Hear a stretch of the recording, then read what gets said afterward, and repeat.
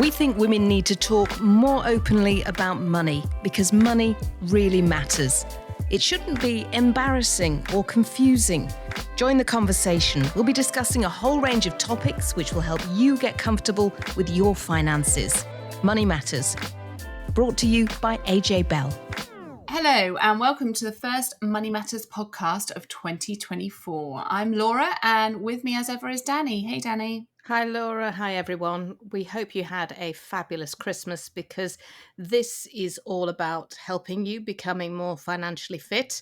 I have to also say that I really hope you didn't overindulge on the credit cards. I kind of did a bit, Laura, I'm sorry to say.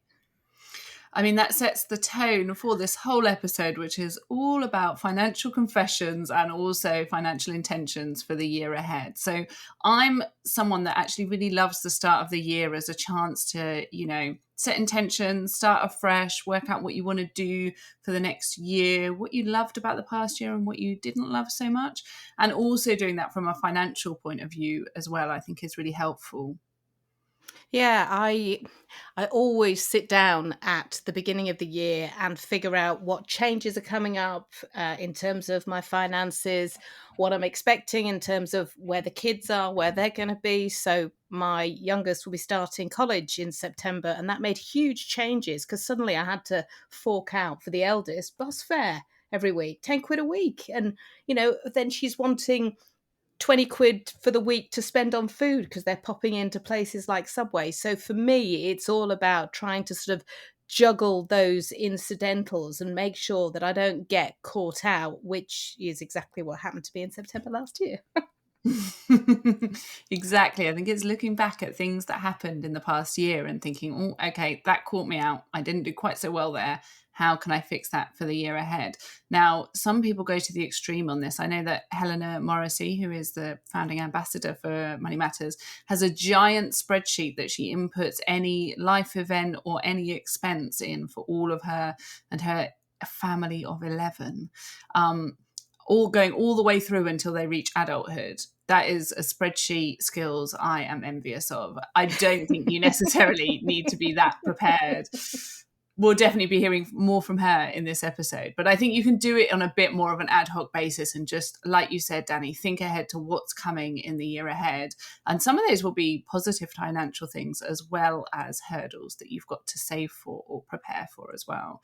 And our plan over the next few months is to really help you make the most of your finances. So to bust some myths, to help explain some jargon, make sure that we answer any and all of your questions to help you get ready for the second new year of the year, which is, of course, the new tax year from April. Yeah, and the start of the real year is always the start of our really busy period, absolutely, as you say, heading into the new tax year. And the next few months really are months that you should be making, well, the next few weeks, to be honest with you, that you filled in any tax returns.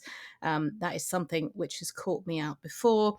Even if you don't earn extra income from side hustles or if you're not self-employed, you might need to pay back child benefit. So just check you are 100% sure you don't need to fill in anything before the end of January. And also you should be checking to make sure if there's any benefits that you're entitled to that you're not getting, whether that's more broad benefits or, help with childcare, tax-free childcare, child benefit, things like that. And if you've got cash savings, you need to make sure that they're working hard for you with the best savings rates. We know that some of those savings rates have started to drop, but they are still very good rates and you should be switching your money to making sure it's working the hardest for you. And unfortunately, off the flip side of that is you might be liable to pay tax on your savings. So you need to check whether you might fall foul of that and whether using things like an ISA would be good for you. There is a really helpful article actually that we wrote this time last year called 5 Ways to Make Yourself Richer in 2023. And I have checked and a lot of those things, in fact, all of them still apply for this year. So definitely head over to the website, which is ajbellmoneymatters.co.uk, and you can find that article on there and that will help you to get financially fit for the year ahead. Yeah, because you're right. When it comes to things like ISAs, you've got to make sure that you are using up all those allowances. You can save up to £20,000 a year. And if you've been lucky enough to get a bonus over the last few weeks, if you've not already blown it, then maybe you could even think about topping up your pension. And we know that a lot of this can be common sense, but also a lot of it takes a bit of time sifting through some paperwork. But we know that if you're listening to this podcast, that means you've got great intentions for your financial health. And while some of the best play plans do go awry, we hope that you follow through on them and you have a financially better 2024. Because we're all in the same boat. I promised myself this time last year that I was going to be better with things like subscriptions. I don't know about you, but I have a lot of one-off subscriptions which seem to renew at the worst possible time. So either just before Christmas or in January when you've got that uber long month because you got paid before Christmas and there's like an awful lot more month to meet until you get to the end of payday again. And I said that I was going to write everything down so I knew when my computer virus software needed to be updated. I knew when my cloud payment, things like Microsoft Office, all of those things that are quite chunky. And they come out once a year.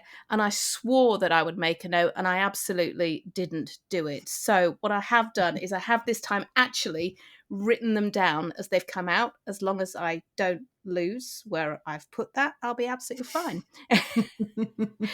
But the rest of the Money Matters team, they aren't exactly getting straight A's either. And I do think that it makes all of us feel much better to know that everyone slips up. So we thought that we'd get the whole Money Matters team to share their money confessions from the past year. Let's start with Anya and Helena. So my money dilemma this year, it's probably a bit of a confession as well, rolled up into one. So I'm an avid online shopper. I'm not proud, but I'm also awful at remembering to return things. So I learned that the hard way this year and ended up where I was no longer eligible for a cash refund and I had to accept vouchers from the retailer. So although not the end of the world, it just meant that that money that I could have spent on other things that I wanted or possibly needed, I was stuck with sort of spending that with the retailer. So I think note to self going forward, if I can't trust myself to return the items, then don't order them in the first place. So my money confession concerns me just slightly breaking my commitment to buy no new clothes over the entire year.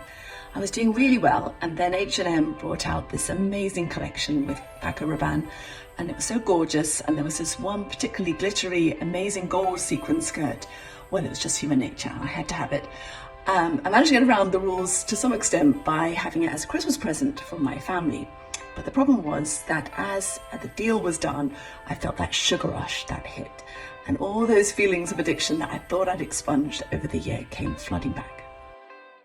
So I was in awe of Helena's plan to have a no spend on new clothes year, and it seems like she almost managed it, but I think it's still very impressive. I think it's impressive, but what I really liked is that she didn't break her promise because of a black jumper or a cardigan or, a pair of black trousers, something normal. She broke it over a sparkly H&M skirt. I mean, if that isn't Helena, what is? And, I think it's really easy, particularly when online shopping is so easy, just to stick things in your trolley. If you've had a bad day and you just want to feel a bit cheered up, or you've got an event coming up and you're not feeling particularly confident, it can give you a bit of a boost. Definitely. And that's also a theme we saw with Emma from the Money Matters team. So she was seduced by stuff, but had quite a novel way of justifying her spending. So my financial confession of the year was definitely that I got way too caught up in some social media trends. So they probably led to a little bit of overspending, particularly over the summer. So at the time, there's a trend called girl math, which was basically you could justify any spending by just saying it was girl math, which had logic like if it was under £5 then it was free, if it was paid for in cash then it was free, if you took something back and returned it you made a profit, if you wanted to buy like a Dyson Airwrap if you said that, well, I would pay to get a blow dry twice a week, which no one does, then it would pay for itself in no time. So that kind of thing definitely led to me going, okay, well, I can just pay for that, which isn't always a bad thing. Like, it's good to treat yourself, but definitely a little bit of overspending there.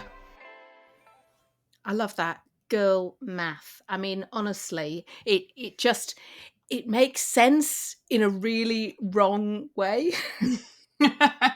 My friends and I use this all the time. One of my friends, her motto has become cost per wear, cost per wear. So as long as you can justify that you're going to use it loads of times, you can justify a high price tag. My eldest has started work, so she now is a waitress, and of course she gets her pay packet once a month, but also once a month she gets a little brown envelope full of tips. And to her, she says if she uses those tips, it doesn't count. It's free. And I kind of like that logic. Just bonus money. I like it. Bonus money, yeah. Now, Rachel started out with the best intentions. My money confession from last year is that I was super organised and I got around to transferring my daughter's child trust fund over to a junior ISA. But once I got it in there, I didn't then go on to invest the money. I just left it sitting in cash. The reason was I wanted to involve my daughter in those conversations and to teach her a little bit about investing and make her think about what she wants to do with the money and where it should be invested. But the sad fact is I just didn't get around to doing it. I think this is going to be one that lots of people resonate with. So you have this financial to-do list, you tick off items, and then you don't quite finish the task. And I think that's something we are all guilty of doing. You get partway through and get a bit fatigued, probably. Especially when you try and get your children involved in some of this and you're like, come on, sit down, let's talk about money. And unless it's here's 20 quid to go and spend it, she and mine really aren't all that interested, which I really, really must push them on that. That can be one of your intentions for this year. Yeah. Now, next up, Charlene had less of a confession and more of a dilemma that she had to overcome. So our mortgage was up for renewal in June 2023. My husband and I both work in finance, and even with that kind of background knowledge and starting the process of renewal really early, the whole thing was incredibly stressful given what was happening in the time with deals being pulled sort of left, right and centre. So the real dilemma for us was more about how long to fix for, as we both held quite strong and opposing views on the topic. What it meant was a real lesson in kind of patience and going back to having those really frank conversations about money. And for us, we ended up actually fixing for perhaps a little bit longer than we would have considered in the past, because the right thing for us in our circumstances, we really valued that kind of certainty over the next few years and not having to kind of go through the stress of that process again in the relative short term. How many people do you think have been in the same boat with that one over the last year? I think, what should I do with my mortgage was probably the number one question I got asked in 2023. Definitely. And I definitely going to be one that continues into 2024. So we know that so many more people are going to be coming to remortgage this year. And that dilemma of, do I fix or do I stay on a tracker? And if I fix, how long do I fix for? Is basically what so many people are talking about. And annoyingly for us, when we're asked that question, there is not a clear answer. It really depends on your circumstances and so many different factors. Yeah, and that certainty that Charlene was talking about there, for some people, just knowing what is coming out month after month, and you can say, right, for the next 5 years, this is where I'm at. That is absolutely priceless. Definitely. I think maybe it's time for my confession. I think it is. I've been waiting on this one. Also shopping related, so along the lines of Anya and Helena's. I have been far too influenced by social media when it comes to clothes. So often I will see people on there touting clothes that they've just bought and I'll think, oh, that looks great. And I buy it and completely overlooking the fact that they have a different style to me, a different body shape, a different, life that they need clothes for. I get them home, I try them on and I realize these aren't at all what I want. So I'm far too influenced by social media when actually we all need to bear in mind that most of those people on there are on there to flog stuff and make a bit of commission or make a deal from the ad of flogging stuff. So this year, I'm really going to aim to not spend my life in a constant return cycle of returning things. Currently, by my desk, as we talk, there's a big H&M package that needs to go back of stuff that just did not suit me. But I bet you're better at returning them than Anya is, though. I bet you get there in time to get your full refund. I am on first name terms with my local parcel sorting office because I am there all the time. Now, since we've shone a light on all of our bad habits, we thought we'd also share our resolutions. Well, maybe more like good intentions for the new year. And I guess spending less on clothes is a good intention, but do you have another one? I do, yes. So my daughter is now getting some free hours at nursery. This is very exciting times for me. I never thought this day would come. So it means that my childcare costs are dropping. And what I really want to do is to make sure that I actually save that money or do something intentional with that money rather than it just disappearing back into the budget. So obviously our childcare costs have been really high while she's been young and before she gets these free hours, but we've managed to afford them. And so I want to actually do something with that money rather than it just slipping into the general pot of money and getting spent on probably too many clothes and splurging on things. So that's my thing, to kind of set up some direct debits so that that money gets saved or invested or maybe even put away for my daughter. I think might be quite nice with a bit of that money, and to just make sure that it doesn't disappear between my fingers. I also have another one, which is I'm going to put forward on behalf of my husband, but he doesn't know it yet. And his is to be way better about the money that he needs to pay in tax. So he's self-employed. And when we're looking back at things that didn't go well last year, I would say him calculating the money that he needed to pay in tax did not go well. And so I am setting his intention for this year to be much more organized about his tax affairs when it comes to being self-employed, which I think so many self-employed people can relate to. Is like you're trying to do the day job and keeping track of all of the financial stuff and the tax stuff and filing tax returns is like almost a whole other job on top, isn't it? Well, I was going to bring in Anya and Rachel there, but I think because of what you said, we should probably bring in Helena with her intention for the new year, because getting all those self-assessment forms in, Helena knows all too well how long they take to compile if you're not organised, and she's pledged to do something about it. So my New Year's resolution, at least on the financial front for 2024, is to finally get a good system going for collecting everything I need that I'll have to do my tax return for the previous financial year. Now that might sound incredibly boring, but I can't tell you how stressful it is late in the calendar year, gathering everything together, particularly as I'm self-employed these days. And so I have a number of sources of income that all need to be reported. Every year I get incredibly stressed. This year, 2024, is the first year I'm really going to stick to that resolution and have a proper filing system. So when the time comes, I'll know where everything is. So good. Helena and my husband can be each other's support system then for better tax return filing. But shall we dive into Anya and Rachel, because they've both got a similar theme. They've both committed to taking action on their pensions. So my New Year's resolution for 2024 is to set up a salary sacrifice into my pension. So it's a bit of a long-term plan. It's one that I'm hoping that future Anya will thank me for one day. So I've been with AJ Bell for just over 6 years now, and with that I've been lucky enough to receive some promotions, and with that some pay rises. But what I haven't been very good at is making sure that that increase in pay is reflected in the contributions that I make to my pension. So the plan is that will help with a little bit of tax relief.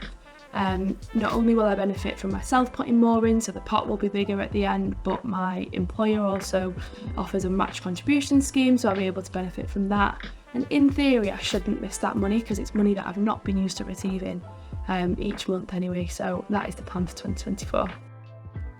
My money New Year's resolution for 2024 is to start seriously thinking about my pensions, to make sure that I know exactly where they all are, what the details are and whether they're up to date, what the fund values are and how much money they will each provide me in retirement. And then to start thinking about contributions. and whether I can pay any more into them and take advantage of some of the tax breaks on offer. And also whether to consolidate them, to transfer them so they're all in one place together and a lot more manageable. And that's the action I'm going to take next year. I must admit, this is something that I did take a look at last year and upped the amount of pension that I was paying, not only because it helped in terms of tax, but also because I turned 50 last year, and it starts to, send those alarm bells off, and you start to really think about how much money do I have saved up, and is it going to be enough? And the answer probably is it's never going to be enough. Not for all those holidays and cruises and lavish lifestyle you want to live in your retirement, Danny. Absolutely not. Charlene has got a great one, and one that will resonate with so many people, including me. So my New Year's financial resolution is to stop being such an ostrich and burying my head in the sand about how much we spend on like the nice extras. So in particular, TV and streaming packages. So you name it, we've got it, but I don't think we really have a handle on the total we're spending on all of these things. So that's what I'd like to get to grips with. Yeah, I think with streaming stuff, it can seem like, it's just £5 a month there, £10 a month there. It's not really worth looking at, but actually you can really make some decent savings by cutting back on them and also cycling through. So sometimes I'll sign up to a streaming service for like a month or two, look at all the content on there that I want, watch all the content in there that I want to, and then cut it off again until I need it. So for Christmas, for example, I get a Christmas films streaming so that I can get my fix of Christmas. So I did that last year, and then now I've ended it because it's January and we don't need Christmas content in January, do we? You see, I would love to say that I act in the way that you do, and I do have the best intention when it comes to signing up to additional streaming services, but I could probably take a leaf out of Charlene's book there. But next up is Emma, who is a girl after my own heart. So in 2024, what I really want to do is set up a really good cash savings pot for emergencies. So kind of diminished any savings that I had over the last few years with buying a house or various other bits. So I want to get myself into a really good position where I know that I've got that money there for if anything goes wrong and anything happens, and then I can be really focusing on sort of saving for my future and saving for retirement through investing and my pension.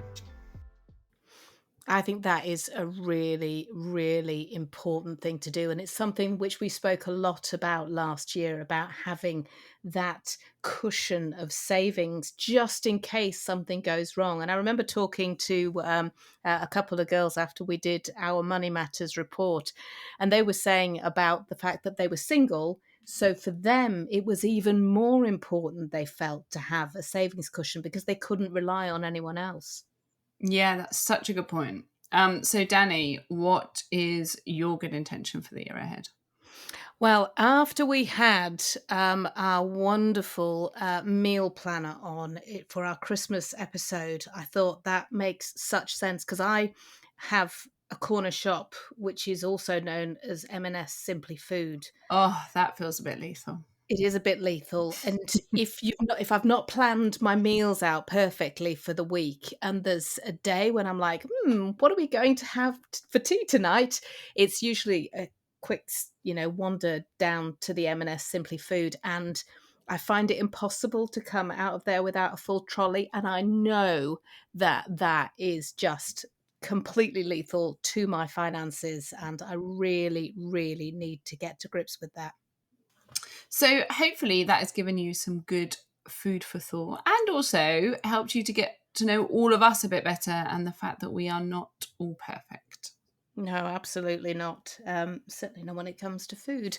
Maybe it will help you start your conversations with your family, with your friends, about your guilty pleasures and any smart ideas you have for 2024. Because the one thing that we have really found over the last year is that it is becoming less taboo to talk about money, and it is becoming easier to share those money thoughts, those clever, smart ideas which help other people make the most of their finances. And like I said earlier, over the next couple of months, we're going to go really back to basics on a lot of investing things. So how to get started with investing, how to know about different types of investing, but also some really inspirational stories from people who have saved and invested, and that's given them opportunities in life or helped to change their life. So definitely stay tuned to that. And as always, sign up to the newsletter on the website, which is ajbellmoneymatters.co.uk, so that you can be the first to hear about those podcasts, articles that we do, and also a webinar that we have coming up soon. Yeah, and amongst those podcasts that we're going to be taking a look at, we're going to be talking to someone who actually puts together those portfolios, that mix of things that you have in your investment bag.